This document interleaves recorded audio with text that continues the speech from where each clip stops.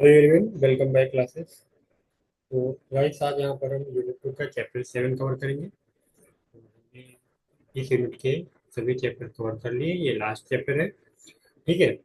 तो इसमें हम देखेंगे जो चैप्टर है समाज, मानव व्यवहार और समुदाय। ठीक है, इसके अंतर्गत हम समुदायों के प्रकार देखेंगे। हमारी यूनिट है ये, यूनिट 2 समाज, मानव व्यवहार और समुदाय, और इसके अंतर्गत हम समुदाय के प्रकार देखेंगे। ठीक है। इसमें हम देखेंगे ग्रामीण समुदाय क्या होता है, नगरीय समुदाय क्या होता है। ठीक है। और वर्चुअल समुदाय यानी कि आभासी समुदाय क्या होता है। विविध असुरक्षित समूह यानी वल्नरेबल सेक्शन जो होते हैं, सेंसिटिव ग्रुप जो होते हैं, ठीक है, उनको देखेंगे, जिसमें महिलाएं, बच्चे, वृद्ध, दलित, ये सब आते हैं। फिर हम जाति वर्ग और इसके अभिलक्षण विशेषताओं पर चर्चा करेंगे। तो ये हमारे कुछ टॉपिक हैं इसके अंतर्गत, इस चैप्टर के अंतर्गत, जिन पे हम चर्चा करेंगे। ठीक है, तो आप लोग बने रहिए हमारे साथ क्लास में। सबसे पहले हम देखेंगे समुदाय के बारे में। Community, what is community. ठीक है, तो इससे अभी हम चैप्टर जो है, इसमें इस चैप्टर में तो पढ़ ही रहे हैं, आगे वाली आने वाली यूनिटों में भी इसे कवर करेंगे। ठीक है। और जब कम्युनिटी ऑर्गेनाइजेशन पढ़ेंगे, ठीक है, तो वहाँ पे भी ये चीज़ें आती हैं, वहाँ पे भी देखेंगे। यहाँ पर हम देख लेते हैं समुदाय को, कि समुदाय होता क्या है। समुदाय शब्द एक पगड़ी वस्तु, एक जनजात या राष्ट्र पर लागू होता है। ये एक विशेष भौगोलिक क्षेत्र में लोगों के संग्रह को संदर्भित करता है। ठीक है। समुदाय के प्रकारों की अगर हम बात करें, तो ये इसके जो डायमेंशन होते हैं, डायनेमिक जो इसकी चीजें होती हैं, सदस्यों की संख्या के आधार पर इनको चार भागों में बांटा गया है। इसमें हम ग्रामीण समुदाय की बात करते हैं, शहरी समुदाय की बात करते हैं, जनजातीय समुदाय की बात करते हैं, और आभासी समुदाय यानी कि वर्चुअल कम्युनिटी की बात करते हैं। इन चारों के बारे में हम इसी चैप्टर में आगे डिस्कस करेंगे, इसी वीडियो में डिटेल से। अभी हम यहाँ पर लक्षणों के बारे में देख लेते हैं कि समुदाय के लक्षण क्या होते हैं। समुदाय का एक क्षेत्र होता है, सिंपल सी बात है कि हर कम्युनिटी का अपना एक क्षेत्र होता है। यहाँ से प्रश्न आ चुका है, तो मोस्ट इम्पोर्टेंट सेक्शन हो जाता है ये वाला। ठीक है, इसको अच्छे से पढ़ना है। तो यहाँ से प्रश्न आ चुका है। ओके। तो समुदाय के लक्षणों में यहाँ पे बताया गया कि समुदाय का एक क्षेत्र होता है, इसका घनिष्ठ एवं अनौपचारिक संबंध होता है, यानी समुदाय में आपस में घनिष्ठ संबंध होते हैं, अनौपचारिक संबंध होते हैं। ये परस्पर संबंधित है, यानी कि एक दूसरे से जुड़े हुए हैं, एक दूसरे की आवश्यकताओं को समझते हैं, उनकी सहायता करते हैं, एक दूसरे के सुख दुख में साथी होते हैं। ठीक है, इसमें समान मूल्य और मान्यताएं होती हैं, एक तरह के मूल्य होते हैं, इसमें मान्यताएं होती हैं। ठीक है। इसमें जो इस कम्युनिटी होती है, कम्युनिटी के अंतर्गत अंतःक्रिया को व्यवस्थित किया जाता है, यानी कि परस्पर संचार होता है, बातचीत होती है। इसमें प्रबल समूह भावना होती है, यानी कि ये लोग जो है वी की फीलिंग होती है। वी आर द कम्युनिटी, समूह की भावना होती है। ठीक है, कि हम सब एक है, इस प्रकार हम समझ सकते हैं इसको। जैसे कि घायल पिक्चर में एक वो है डायलॉग, ठीक है, जिसमें वो जो विलन होता है, सात भाई होते हैं। तो वहां पे भी इस चीज को दिखाते हैं कि हम सब एक हैं, यानी कि एक भाई पे वार हुआ है, इसका मतलब है कि सातों भाई पे वार हुआ। तो इस प्रकार कम्युनिटी में भी क्या होता है, कम्युनिटी में जब वी की फीलिंग होती है, हम की भावना होती है, समूह की भावना होती है, तो वहां पर भी ये एक व्यक्ति की समस्या को दूसरे व्यक्ति की समस्या से जोड़ दिया जाता है। इसमें हम सामाजिक सुसंगति एवं सांस्कृतिक एकरूपता की बात करते हैं। ठीक है। घायल ही शायद वो घातक पिक्चर है, जिसमें वो डायलॉग है कि ये 2.5 किलो का हाथ है, ढाई सनी देओल की। ठीक है, तो उसमें ये एक जो विलन के रूप में है, वो डायलॉग यहाँ पे हम एग्जाम्पल के तौर पे ले सकते हैं। ठीक है। तो ये चीजें, ये जो है समुदाय के लक्षण है। समुदाय से संबंधित और जो बातें हैं महत्वपूर्ण, वो हम एक एक करके सब देखेंगे यहाँ पे। आइए आगे बढ़ते हैं अपने इस लेक्चर के क्रम में। अब हम ग्रामीण समुदाय की बात करेंगे। ग्रामीण समुदाय क्या होता है। तो जैसे कि गांधी जी का एक कथन आप लोगों ने पढ़ा हो शायद। ठीक है।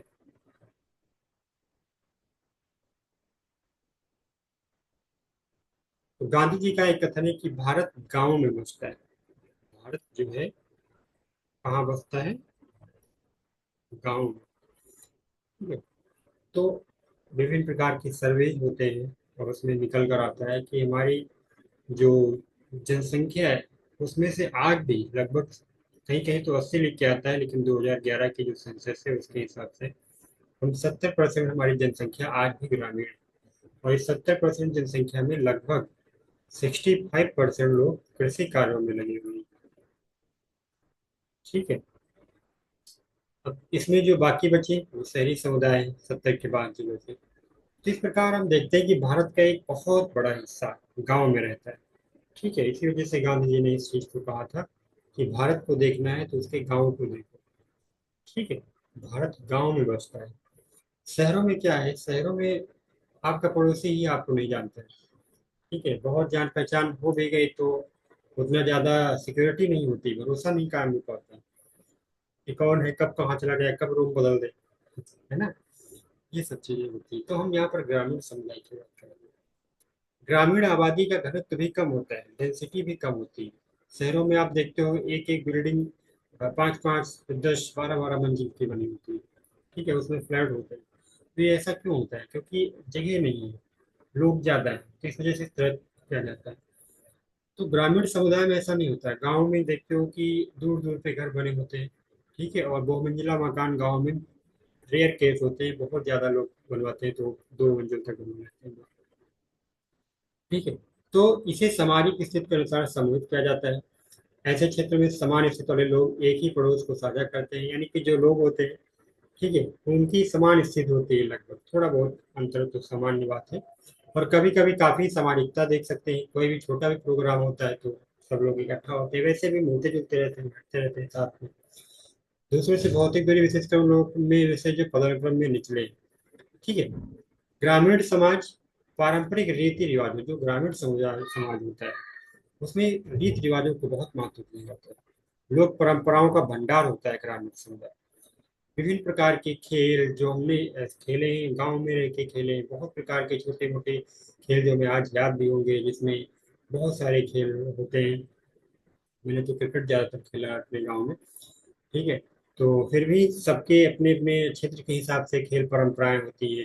शादी विवाह, विभिन्न प्रकार के अन्य जो रीति रिवाज होते हैं, परंपराएं होती हैं। तो ग्रामीण समुदाय क्या होता है, लोक परंपराओं का भंडार है। और ये पारंपरिक संस्कृति, सामाजिक मूल्यों को संरक्षित करता है। ग्रामीण समुदाय को विभिन्न स्थानों जैसे कि पुलिस स्टेशन, अस्पताल, स्कूल, पोस्ट ऑफिस, ठीक है, क्लब आदि की उपस्थिति के साथ चिन्हित किया जा सकता है या नहीं भी। यानी कि कोई जरूरी नहीं कि इनसे ये लिंक हो। हालांकि पुलिस स्टेशन को तो शामिल कर सकते हैं, बाकी ये सब चीजें जो है ग्रामीण में इन्हें शामिल भी किया जा सकता है समुदाय में, और नहीं भी।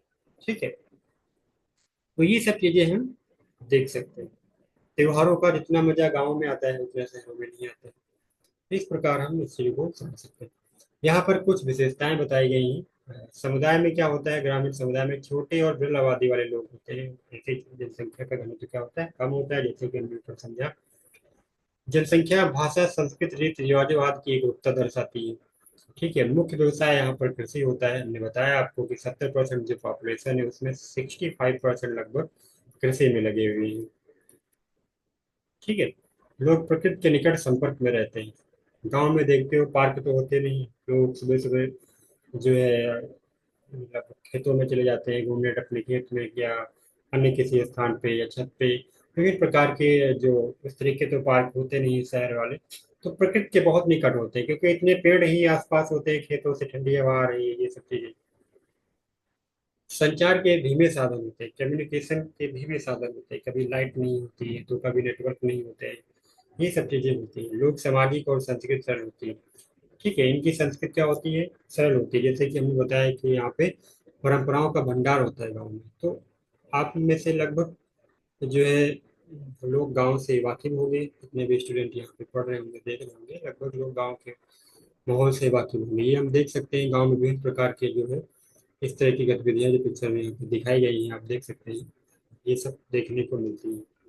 ठीक है।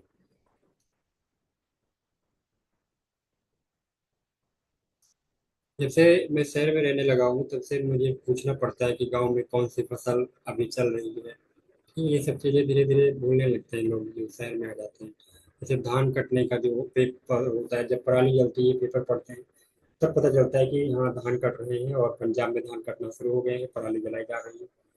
तो अनुमान लगता है कि भाई हमारे गांव में भी अब कटने वाले होंगे। ठीक है, या दोस्तों से पूछना पड़ता है कि क्या चल रहा है। तो ये चीजें होती है शहरों और जो है ग्रामीण समुदाय में जो अंतर होता है।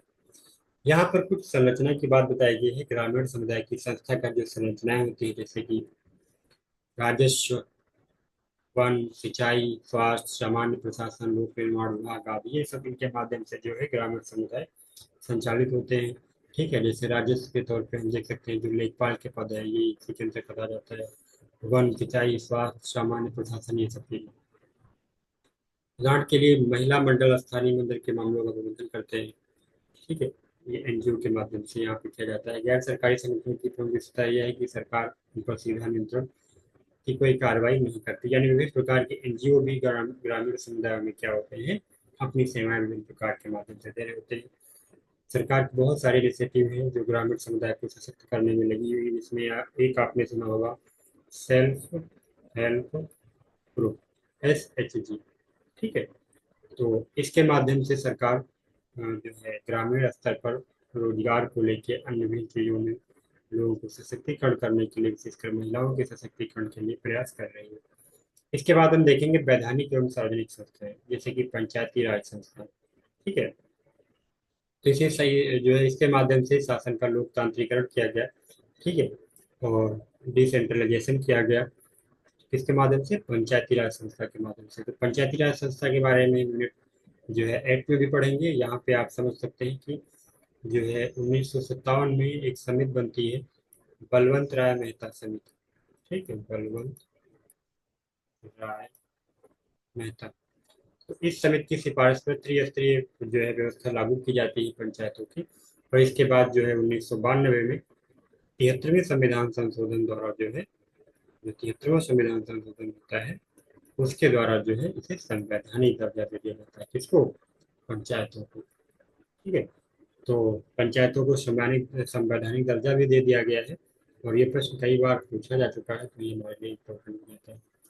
अब कुछ ग्रामीण समुदायों की यहाँ पर जो है समस्याएं बताई गई हैं। जैसे व्यक्तियों के स्तर पर समस्याएं होती हैं, कुछ कुछ समूह के स्तर पर समस्याएं होती हैं। ये समस्याएं वृद्धों, एकल माता पिता, सीमांत किसानों, भूमिहीन परिवारों, अशिक्षितों, स्कूल छोड़ने वाले किशोरों की समस्याएं हो सकती हैं। ठीक है, तो ये चीजें हम यहाँ पर समझ सकते हैं। तो व्यक्ति, समूह और उसके बाद समुदाय के स्तर पर समस्याएं होती हैं, जैसे कि स्वच्छता है, स्वास्थ्य है, पेयजल है, भूमि और जंगल है, ये सब चीजें। ठीक है, मजदूरी की समस्या है।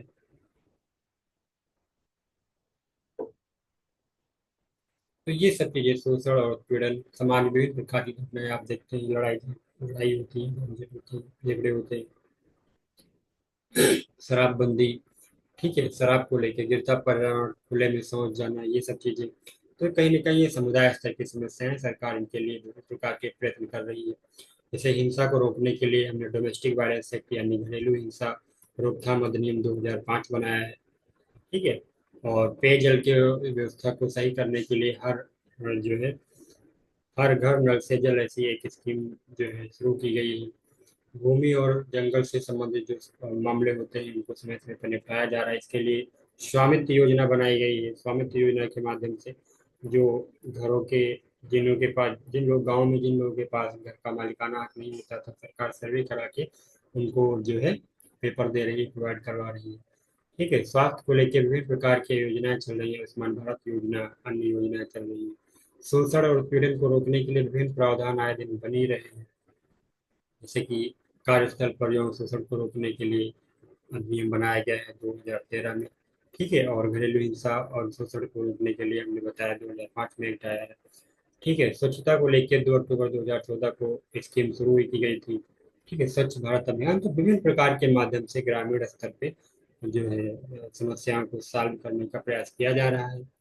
ठीक है, मजदूरी की समस्या अगर अगर हम बात करें तो 2005 में ही एक मनरेगा अधिनियम आता है।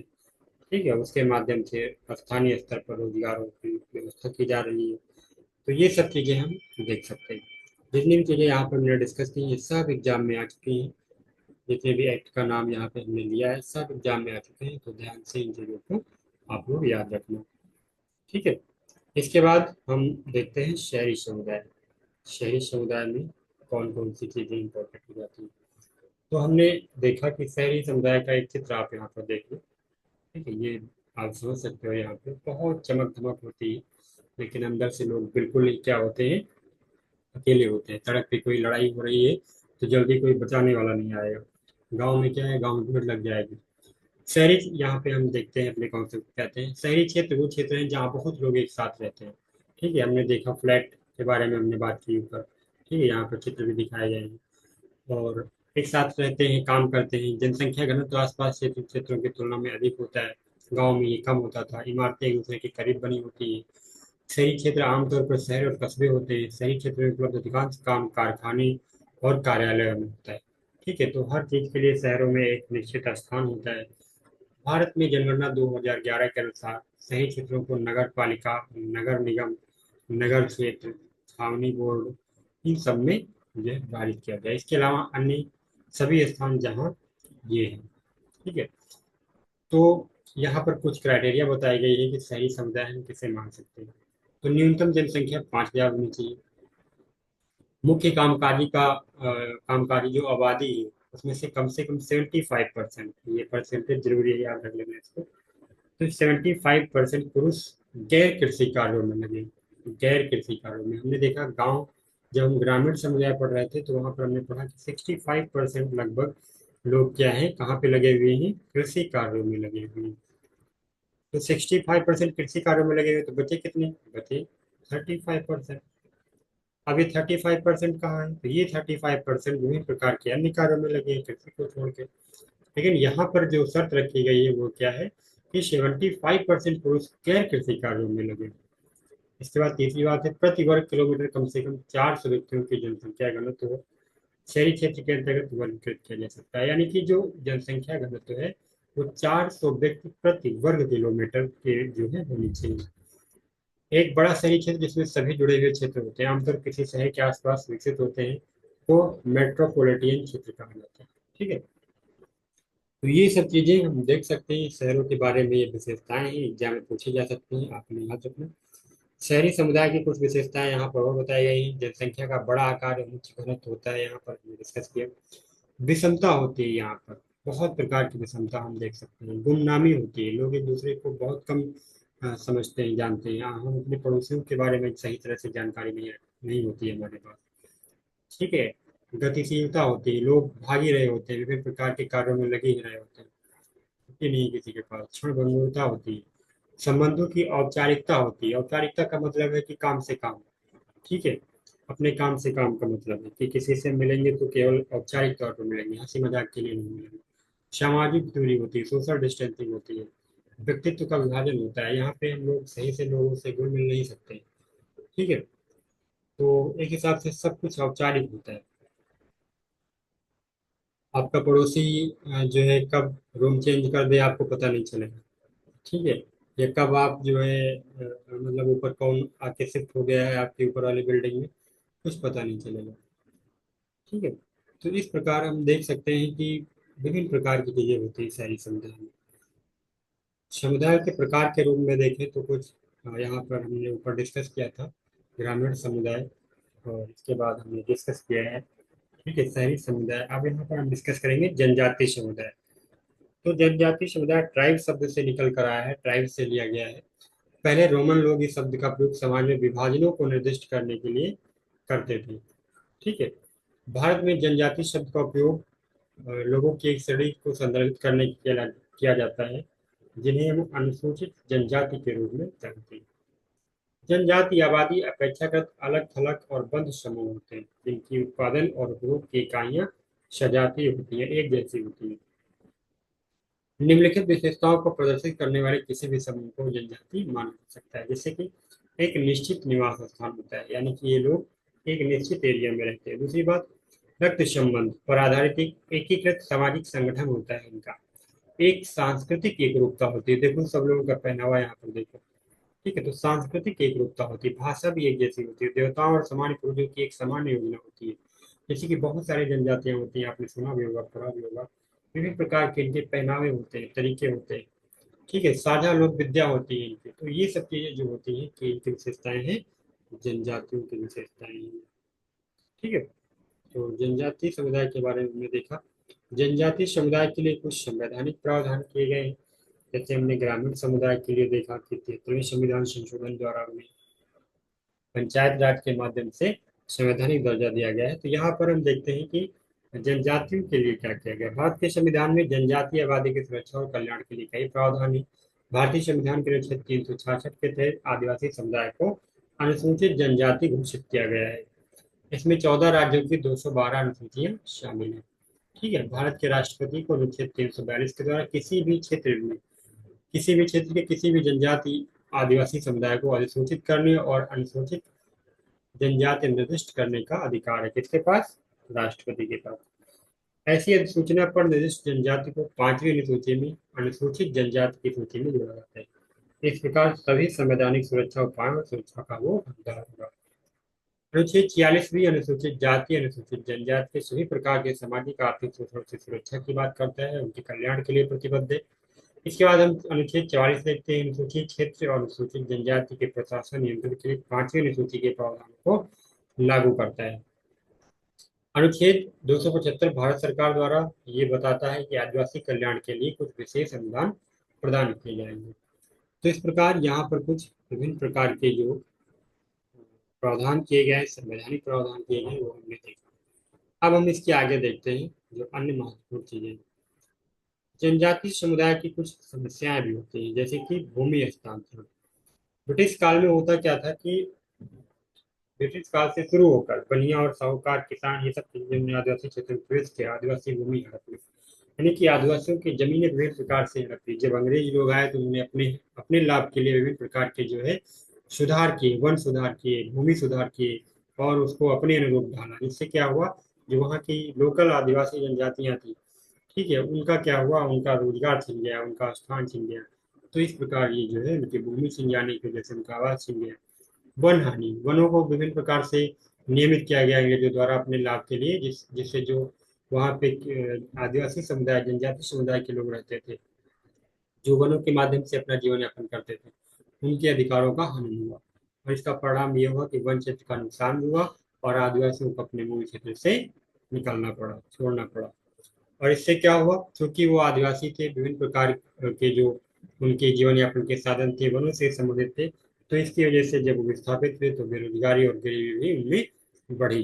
ठीक है, क्योंकि कौशल उनके पास कोई विशेषता नहीं, तो जब वो वहां से निकले तो उन्हें रोजगार की दिक्कत हुई, स्वास्थ्य की दिक्कत हुई, क्योंकि ये जो जनजाति के लोग होते हैं जो जंगलों में रहते हैं, ठीक है, अधिकतर वो क्या होता है कि उन्हीं जड़ी बूटियों, जंगल के पेड़ पौधों को औषधि के रूप में विभिन्न प्रकार की नॉलेज के हिसाब से अपने ज्ञान के अनुसार उसको यूज करते हैं और उसी में अपनी चीजों को देखते हैं और सरवाइव करते हैं।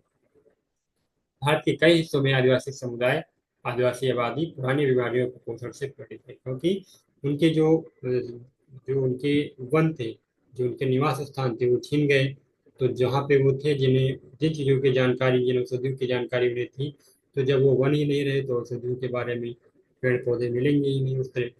इस प्रकार चीजें जो है कहीं ना कहीं नुकसानदायक साबित हुई।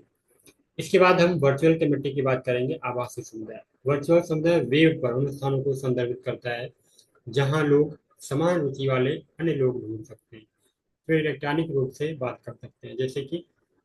जैसे कि सबसे कॉमन यहाँ पे उदाहरण क्या होगा, फेसबुक है, ठीक है, इंस्टाग्राम है, ठीक है, यूट्यूब है। तो ये सब सोशल मीडिया साइट्स हैं जिनके माध्यम से हम बहुत सारे लोग ऐसे होंगे जिन्होंने जिनके सोशल मीडिया पर बहुत अच्छे फॉलोअर होंगे, ठीक है, और बहुत सारे लोग फॉलोअर्स की चाहत बढ़ाने के लिए विभिन्न प्रकार की पोस्ट करते हैं, रील्स वगैरह बनाते हैं, ठीक है। तो वो सब हमारे वर्चुअल कम्युनिटी के पार्ट होते हैं। साइंस ने इस आभासी समुदाय को परिभाषित करते हुए कहा है कि समान रुचि वाले लोगों का समुदाय, जैसे कॉमन इंटरेस्ट वाले लोग जो होते हैं, लेकिन आवश्यक रूप से एक सामान्य भौगोलिक स्थान नहीं। क्योंकि हम वर्चुअल कम्युनिटी की बात करें, आपका फेसबुक फ्रेंड कहीं का भी हो सकता है। अगर आप भोपाल में रहते हैं तो वो दिल्ली का हो सकता है, अगर आप दिल्ली में रहते हैं तो भोपाल का हो सकता है, वो हैदराबाद का हो सकता है, वो बीकानेर का हो सकता है, ठीक है, वो गुवाहाटी का हो सकता है, आगरा का हो सकता है, बनारस का हो सकता है, ठीक है। तो वो कहीं का भी हो सकता है, वो उत्तराखंड का हो सकता है, वो शिमला मैसूरी का हो सकता है, ठीक है, वो दार्जिलिंग का हो सकता है, बंगाल का हो सकता है। तो इस प्रकार जो हमारे फेसबुक फ्रेंड होते हैं, जो हमारे इंस्टाग्राम फ्रेंड होते हैं, व्हाट्सएप फ्रेंड होते हैं, ये सब लोगों का जो भौगोलिक स्थान होता है, वो जरूरी नहीं कि समान हो, लेकिन उनकी रुचि समान होती है, क्योंकि इसी वजह से तो वो फ्रेंड बने हुए हैं, कुछ ना कुछ रुचि जो है मैच कर रही होती है। ये लोग इंटरनेट पर बातचीत करते हैं। ठीक है। कौन से लोग? जो आभासी समुदाय के लोग होते हैं, जैसे कि हमने बताया फेसबुक। ठीक है, फेसबुक एक हिसाब से सामाजिकरण में भी हेल्प करता है, क्योंकि इसके माध्यम से लोग एक दूसरे से जुड़ते हैं, एक दूसरे के कल्चर के बारे में देखते हैं। जैसे कि असम में बिहू त्योहार मनाया जा रहा है। ठीक है, और उत्तर प्रदेश में के लोग उसको फेसबुक पे देख रहे हैं कि हाँ इस तरह से मनाया जा रहा है, तो कहीं ना कहीं सामाजिकरण होता है, चीजें डेवलप होती हैं, जानकारी बढ़ती है। ठीक है। तो फेसबुक है गेमिंग, गेमिंग प्लेटफॉर्म, आप लोग ऑलरेडी जानते होंगे गेमिंग के बारे में, बहुत सारे गेमिंग प्लेटफॉर्म है। ठीक है, बहुत सारे गेमिंग प्लेटफॉर्म, तो जैसे लूडो तक के तो प्लेटफॉर्म अब ऑनलाइन हो गए हैं, सोचो। ठीक है, कि जरूरत ही नहीं, एक मोबाइल में चार लोग खेल सकते हैं कहीं भी। इसके बाद ज्ञान साझा करना, जैसे कि विकिपीडिया है। ठीक है, बहुत प्रकार के विकासपीडिया है, ये सब चीजें। यूट्यूब के बारे में हमने चर्चा की। इसके बाद बहुत सारी इमिग्रेंट वॉइस वगैरह, और इस प्रकार की यहाँ पर सब चीजें हम देख सकते हैं। ठीक है, तो ये सब हमारे वर्चुअल कम्युनिटी का पार्ट है। आई होप आप वर्चुअल कम्युनिटी के बारे में समझ गए होंगे। इसके बाद हम कमजोर वर्ग के बात करें, वर्ग के बारे में बात करेंगे, जो वनरेबल सेक्शन होते हैं। जो समूह शारीरिक या भावनात्मक दृष्टि से अधिक संवेदनशील होते हैं, उन्हें असुरक्षित समूह के रूप में जाना जाता है। लोग जिन्हें ना तो आरामदायक जीवन मिलता है और ना ही विकास के उचित अवसर मिलते हैं, वो असुरक्षित समूह में माने जा सकते हैं। सामाजिक, आर्थिक और सांस्कृतिक स्थितियों के कारण वे अपने जो है मौलिक मानवाधिकारों का उपयोग करने में भी असमर्थ होते हैं। ठीक है, यूरोपीय संघ के अनुसार जो समूह अधिक बहिष्कार का सामना करते हैं और आम लोगों की तुलना में गरीब हैं, असुरक्षित के रूप में जाने जाते हैं। ठीक है, यानी कि असुरक्षित समूह की परिभाषा यूरोपीय संघ के अनुसार ये दी गई। कमजोर वर्गों के प्रकारों में महिलाएं हैं, बच्चे हैं, वृद्ध लोग हैं, कमजोर लोग हैं, दलित समाज के कमजोर वर्ग हैं। ठीक है, विकलांग लोग भी इसमें, इनको भी शामिल कर सकते हैं। तो इस प्रकार हम इस चीजों को समझ सकते हैं। इनके बारे में हम देखेंगे एक एक आगे। सबसे पहले हम देखते हैं महिला वर्ग के बारे में। तो महिलाओं को समाज की कमजोर वर्ग की श्रेणी में रखा गया है। ठीक है, इसका जो रीजन कोई नया रीजन नहीं है, ये सब पैट्रियार्की और अन्य बहुत सारे रीजन बहुत दिनों से चलते हुए आ रहे हैं। नारी की न केवल एक सृष्टि रचना में बल्कि समाज के निर्माण में महत्वपूर्ण भूमिका है। महिलाओं को बराबरी का दर्जा मिला। कुछ समाजों में पुरुषों के समान अधिकार भी मिले, लेकिन कुछ समाजों में उन्हें पुरुष की तुलना में बहुत कम अधिकार मिले। गाँव में आप देखते हो और शहरों में आप देखते हो, जिस तरह के ड्रेसिंग सेंस यानी कि पहनावे, खान पान, जिस तरह की आप शहरों में देखते हो, क्या वैसी गांव में होती है? सिंपल सी बात है, नहीं होती है। ठीक है, तो गांव में जो है इस मामले में हम ऐसा मान सकते हैं, समझ सकते हैं, और उसे हम देखते भी हैं कि जो गांव होते हैं, गांव में जो है इस प्रकार की आज़ादी महिलाओं को कम होती है जितना कि शहरों में होती है। ठीक है, हालांकि धीरे धीरे परिवर्तन हो रहा है। गांव और शहर का जो भेद है वो धीरे धीरे कम करने की कोशिश की जा रही है। तो यहाँ पर बताया गया है, एम एन श्रीनिवास ने कहा है कि अलग अलग समाज में महिलाओं के अलग अलग रूप होते हैं। एक तरह जहाँ महिलाओं को दिव्य माना जाता है, लेकिन दूसरी ओर हमेशा वो दूसरों पर निर्भर रहती है। एक तरफ तो हम ये भी कहते हैं कि यत्र नारीस्तु पूज्यन्ते रमन्ते तत्र देवता। ठीक है, यानी कि जहाँ पर स्त्रियों की पूजा होती है, वहां पर देवताओं का वास होता है।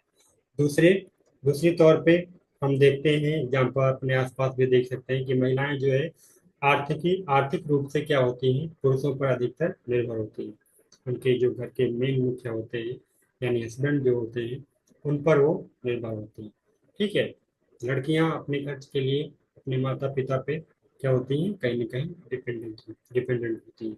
तो वही चीज यहाँ पर बताई गई है। एम श्रीनिवास ने कहा कि एक तरफ तो उन्हें दिव्य रूप माना गया है, बेटी को लक्ष्मी का रूप माना गया है। ठीक है, दूसरी तरफ वो क्या है, दूसरों पर निर्भर होती है। तो ये जो इसी वजह से यहाँ पर इन्हें असुरक्षित वर्ग में रखा गया है। समाज में विभिन्न प्रकार के अपराधों के बारे में आप सुनते रहते होंगे, महिलाओं से संबंधित। ठीक है, तो कहीं ना कहीं उन्हें क्या है, सुरक्षा की जरूरत होती है। ठीक है, गांव में जब आप देखते हैं, जब कोई महिला बाहर जाती है किसी काम से, तो उनके साथ उनके भाई या पिता या जो भी जा सकते हैं साथ में जाते हैं, या कोई दूसरी सहेली, ऐसा विभिन्न प्रकार की जो घटनाएं घट रही होती हैं, उन कारणों से ऐसा होता है, और ये चीजें आज भी बरकरार है। ठीक है, तो इस वजह से हम देख सकते हैं भारतीय महिलाओं की कुछ समस्याएं हैं जिस प्रकार, जैसे कि लिंग भेदभाव। ठीक है, ये चीज आप लोग महसूस करते होंगे, देखते होंगे, समाज में बहुत प्रकार की घटनाएं घट रही होती हैं। ये महिलाओं में उनके जन्म से शुरू हो जाता है, जिसे एक परिवार का समाजीकरण की प्रक्रिया में आसानी से देखा जा सकता है। सामाजिक भेदभाव की ये यात्रा पीढ़ी दर पीढ़ी हस्तांतरित होती रहती है। हालांकि ये चीजें अब जहाँ तक मेरा अनुभव है, गाँव में भी कम हो रही है। गाँव में भी अब बराबर मौके दिए जा रहे हैं लड़कियों को। एक गाँव है हरियाणा, ठीक है। हरियाणा मतलब एक राज्य है। और यहाँ पर हमने देखा है कि यहाँ पर खेल को लेकर लड़कियों को बहुत ज्यादा प्रोत्साहित किया जा रहा है। ठीक है, अक्सर जितने भी मेडल आते हैं उसमें जब हरियाणा की कुछ न कुछ लड़के लड़कियां जरूर होते हैं। ठीक है। तो हरियाणा के हिसाब से हम खेल के आदर्श के रूप में देख सकते हैं। विभिन्न प्रकार के नाम यहाँ से निकले हैं, फिल्में भी बनी है। ठीक है, खेल को लेके दंगल पिक्चर भी आमिर खान की जो बनी है, ठीक है, वो कहीं ना कहीं खेल से जुड़ी हुई है, महिलाओं को प्रेरित करती है। मैरी कॉम के बारे में आपने सुना होगा, ठीक है, जो कि पूर्वोत्तर भारत से ही। तो कहीं ना कहीं जो चीजें धीरे धीरे बदल रही हैं, लड़कियां भी आगे बढ़कर उस भेदभाव को कम करने की कोशिश कर रही हैं। शिक्षा में असमानता वैदिक साहित्य से ज्ञात होता है। प्राचीन काल में लड़कियों को भी शिक्षा मिलती थी। ठीक है, प्राचीन काल में लड़कियों को भी शिक्षा मिलती थी, लेकिन शिक्षा का जो लेवल था उसके बारे में यहाँ पर कोई चर्चा नहीं की गई। यानी कि जो अ, शिक्षा में कुछ न कुछ ऐसा था जिससे कि यहाँ पर असमानता दिखाई देती थी। यौन उत्पीड़न, महिलाएं कार्यस्थल आदि पर इस समस्या से पीड़ित हैं। जैसे कि यौन उत्पीड़न का जो मामला है, ठीक है, तो महिलाएं घर पर, महिलाएं कार्यस्थल पर इस तरह की समस्याओं से पीड़ित हैं।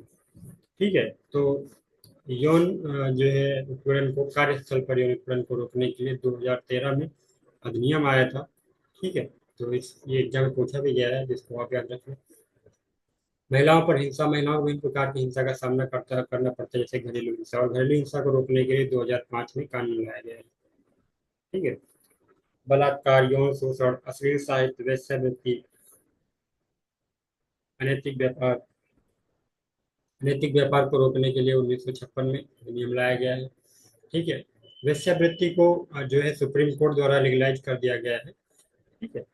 अब ये एक पेशे के तौर पर इसे मान्यता प्राप्त है।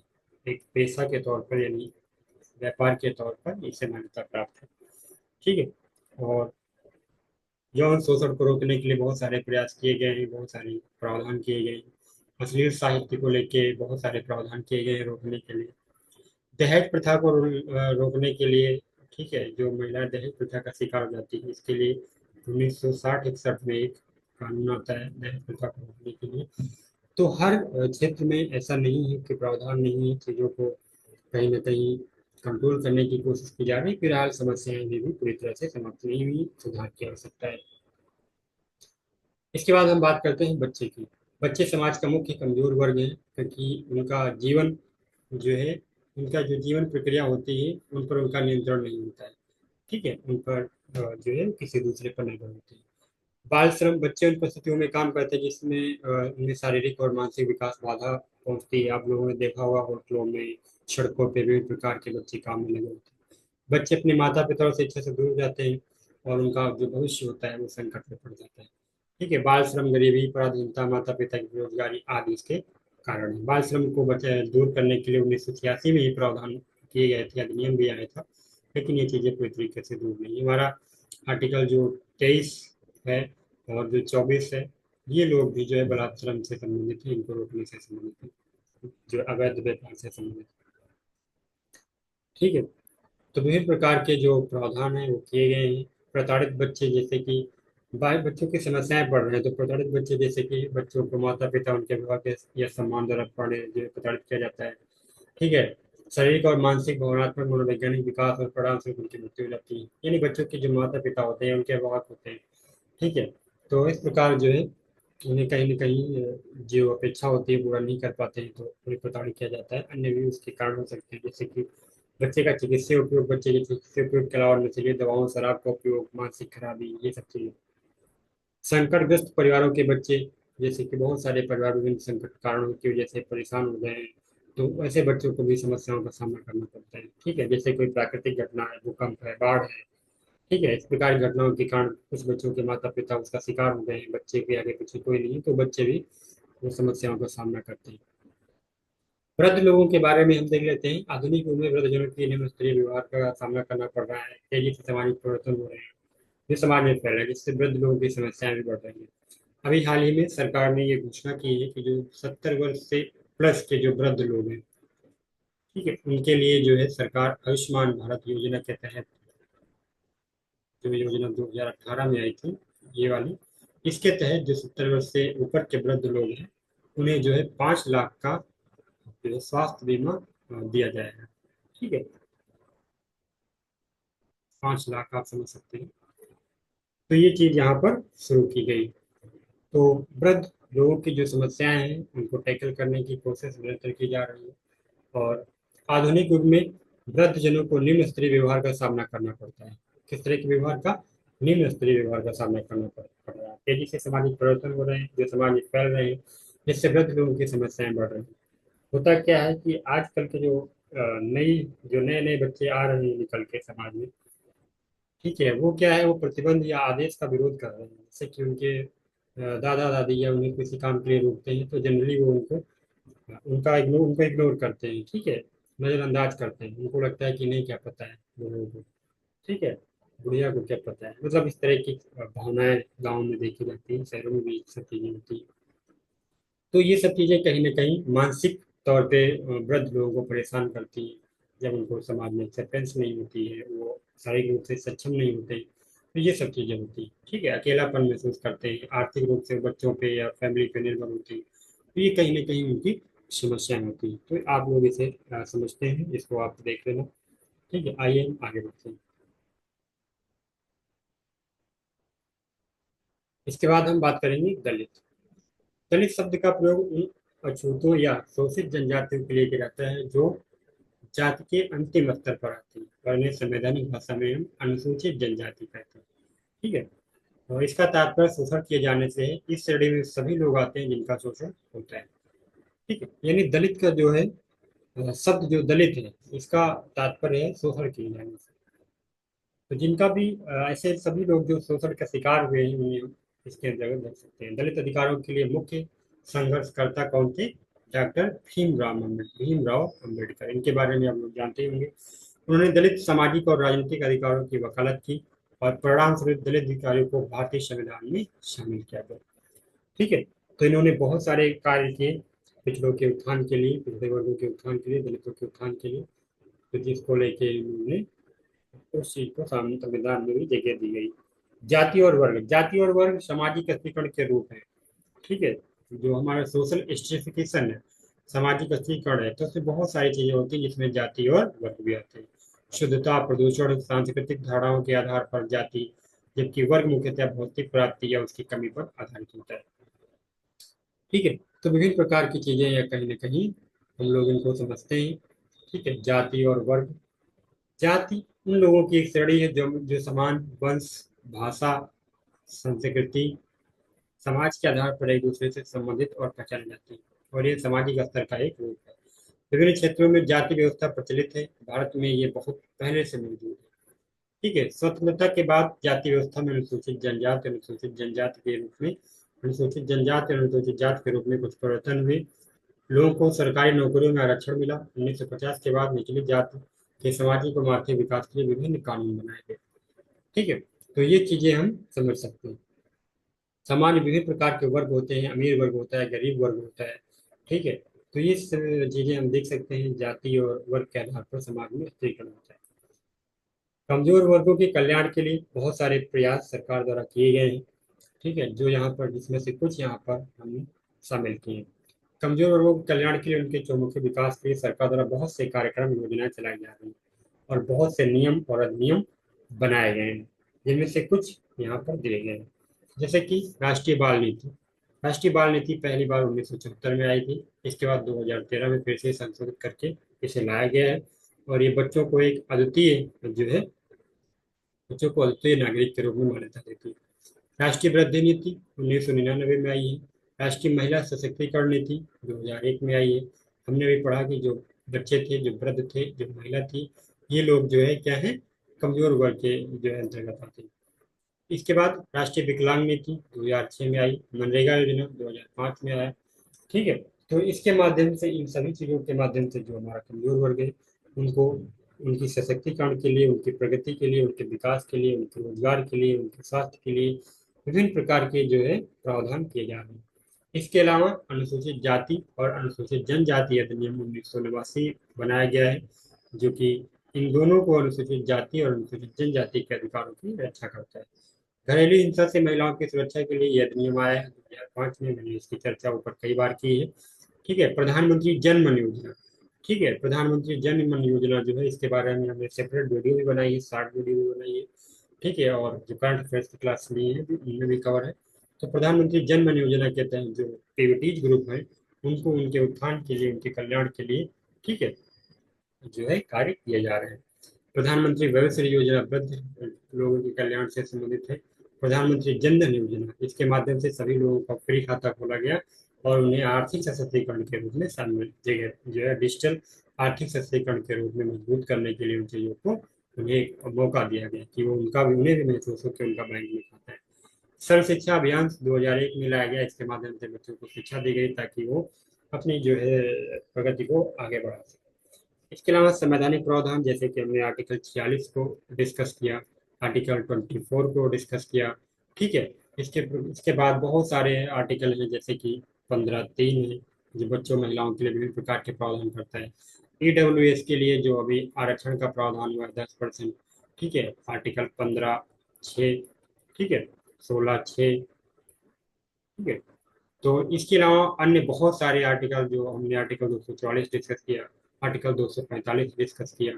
ठीक है, तो ये विभिन्न प्रकार के आर्टिकल्स हैं जो महिलाओं बच्चों के कल्याण से संबंधित हैं। उपयोग के अलावा आर्टिकल 14 जो समानता के अधिकार की बात करता है, 15 जो विभिन्न प्रकार के जो है धर्म वंश आदि के आधार पर भेदभाव को विरोध करता है, आर्टिकल 17 अस्पृश्यता के अंत की बात करता है। ठीक है, तो इस प्रकार हम देखते हैं बहुत सारे आर्टिकल जो है, जैसे कि आर्टिकल 25 से 28 धार्मिक स्वतंत्रता की बात करता है। ठीक है, इसी प्रकार हमारा आर्टिकल 29 और 30 जो है अल्पसंख्यकों के अधिकार की बात करता है। तो इस प्रकार हम देखते हैं कि संविधान में बहुत सारे प्रावधान हैं, बहुत सारी चीजें हैं जो जो है कमजोर वर्गों के सशक्तिकरण से संबंधित है और जो उनके विकास को आगे बढ़ाने के लिए कार्यरत है। ठीक है, इसके अलावा सरकार समय समय पर बहुत सारी योजनाएं शुरू करती है, लॉन्च करती है और सशक्तिकरण के लिए प्रावधान करती है। Okay, thank you so much. आज की वीडियो में इतना ही। Okay, thank you so much.